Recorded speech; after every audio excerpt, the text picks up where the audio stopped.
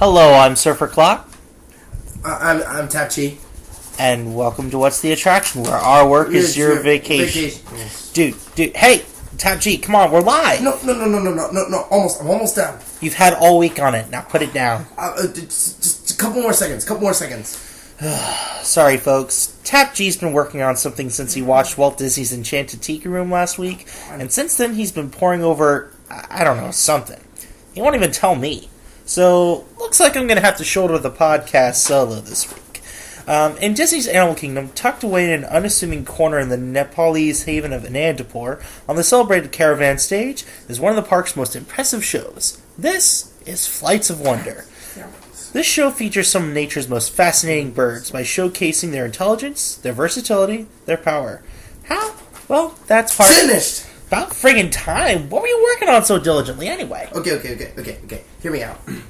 So last week I saw the Tiki Room, and it was cute and everything, but wow, was it boring. So I made a list of 10 ways that they could improve the show.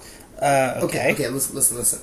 Number 1, make the birds real. Oh, Okay, number 2, have the birds fly. Let's see, number 3, add people in it to make the show interesting. Well, you do have the cast member. Number 4, do more stuff than just sing. We get it already. Number 5, tell relevant and actually funny jokes. It was relevant. Let me see, 6. Have audience participation. That'd be awesome. Don't they have the number birds? 7, have different kinds of birds. Cockatoos, parrots. That's it, really? It's the Tiki Room. Number 8. Tropical bird motif. Dated. So why not do something original like, Central Asia? That'd be cool. You mean like an Okay, Andapur? number 9. Have educational value. Like a conservation message. Like the kind you find all over And number 10, I like falafel. Falafel? What does that have to do with the Tiki Room? It needs falafel. Seriously, thought you're paying attention. Whatever. Anyway, all that stuff you literally just suggested, it's already in the Animal Kingdom show, Flights of Wonder. Really? I just thought my sense of deja vu went off the deep end when I thought of this. No, I think that was just you. What? Nothing. Anyway, Flights of Wonder. This attraction has been a staple of Animal Kingdom's land in Asia since it first opened in 1999, before the Kali River Rapids Churn and Expedition Everest Ward. It has since blended into the shadows and is passed over by many a patron. But trust us when we say, this little gem should not go ignored on your itinerary. These birds don't sing words and not a flower crooning in sight. The show's human hosts display the fascinating world of birds. Birds are cute and all, but who pays people to study birds all day? Ornithology is a noble profession, I'll have you know. Did you just splice in a clip from our Sources of the Magic Kingdom review? I have no idea what you're talking about. Like Maharaja Jungle Trek just around the corner, Flights of Wonder starts by setting the stage with the story of great kings and maharajas of days gone by and the Nepalese city of Anandapur. Since the royals have left, some of the planet's most beautiful and most majestic birds have moved in. A show host comes out and introduces the show, complete with a few specimens of avian wonder yet to come. The show starts as a gentle, majestic feel to it, but that all changes once our host is interrupted by world-famous explorer and current tour guide, Guano Joe. From there, the show's tone changes slightly. It remains true to its conservation message, but Joe is meant purely for comedy relief. Now, Joe has FOB, fear of birds as he calls it. The jokes throughout the show are actually pretty funny and well written, but they never distract you from the show's purpose, to present you nature's most amazing birds. The show's roster changes often depending on which birds are available, but some gems include an African grey parrot who seems to be exceptionally skilled at math, a hornbill that can easily catch flying grapes, and a crow who actually escorts dollar bills in his beak from tourist to his trainer, and if you're lucky, back again.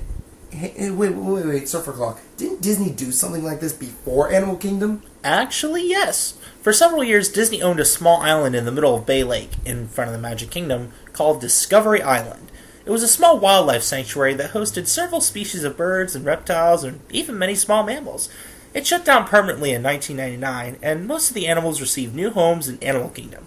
Up until then, the park's central land, where the iconic Tree of Life is located, was known as Safari Village, and was christened Discovery Island upon closure of the island. Among many other things, the now-defunct island hosted a bird show featuring their amazing natural behavior. Much of its script actually found its way into today's Flights of Wonder. Cool. I wonder what they're doing on that island now. Nobody really knows. The island's all but abandoned now, well, save for a few vultures. Vultures?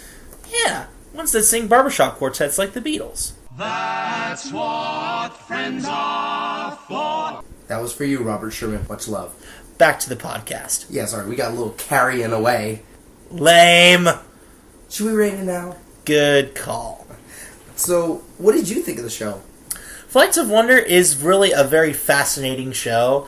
It runs a little long for my taste. It's like 22 minutes long. Mm-hmm. But, I think it's long enough to where it really gives you a chance to show off some of those natural behaviors, but short enough to keep the little kids from getting bored. And that's mostly the birds and Guano Joe. Guano Joe is a very fascinating character. He makes some great jokes. I love some of those jokes. What was that? I want to see a bird ride a tricycle. But that doesn't happen. That doesn't happen in the wild. Well, I saw it in the wild. When was the last time? It was the 70s.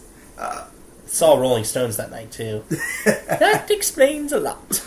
But yeah, really, it's a fascinating, fantastic show. I think other than length, I really don't have much of a problem with it. I mean, it's enrapturing, really well enough to keep the attention of most audiences. Now if like Guano Joe, you have fear of birds. Well, it's funny you should mention that because I started to ask myself, there is such a thing as ornithophobia, which is phobia of birds. It's out there, and I know people who actually are phobic of birds. They really are terrified of birds. And I always ask myself, how do they view this show? Is this insulting to them, or? But this show's been running for about 13 years now. So, I guess it's not that terribly offensive, I guess. Yeah, I mean, you really can't change Guano Joe because he kind of brings the conservation message back full circle. Mm-hmm. But yeah, it's, well, I know one of my favorite birds is the African gray parrot. Oh yeah, the one who was doing the math, right? Yes. I also like seeing the bald eagle because that majestic and apparently really heavy. If you get there really early and you get the seats right up front like we did, folks, you're like about 10 feet away from this bird, and you really get a feel for just how heavy, how strong this bird is, and it is just beautiful up close. And those are some long, long talons. Yeah, it's kind of scary. A little. Do you have a particular favorite bird from the show, Tapji? There was, when we saw it the other day, there was a bird I remember ages ago that wasn't there now. It was this, I don't remember what kind of bird it was. It was kind of like a secretary bird, I guess. What it would do is, they would place this little plastic lizard on the rock, and they were like, we're going to name him Joe. We're going to name him after you, Joe. And they said, now come and watch this bird's behavior. It eats lizards. So the bird runs out. He picks up the lizard in its beak, and he just smashes it on the rock. I think that is a secretary bird. I don't think it was there when we were there, though. It wasn't there when we were there recently, but I remember it ages ago. And I actually remember that from the Discovery Island show way back when. And they said this is how the bird eats its lizards. It smashes them on the rock, pulverizes it, and then eats it. And they just kept smashing it over and over. That is kind of funny. So as far as a rating, I'm going to go ahead and give it a 4 out of 5.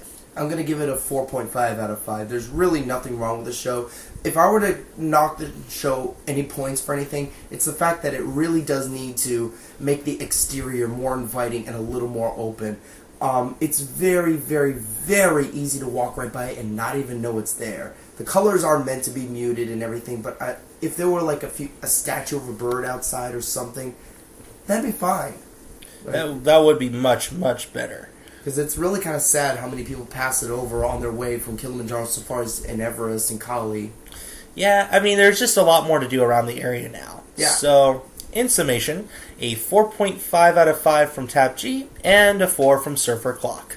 Now, like most other shows in Walt Disney World, it's accessible for everybody, with the usual 7-14 policy in place. Children must be at least 7 to go alone, and at least 14 to supervise those younger than 7. Electric convenience vehicles and wheelchairs are welcome with special seating areas for them.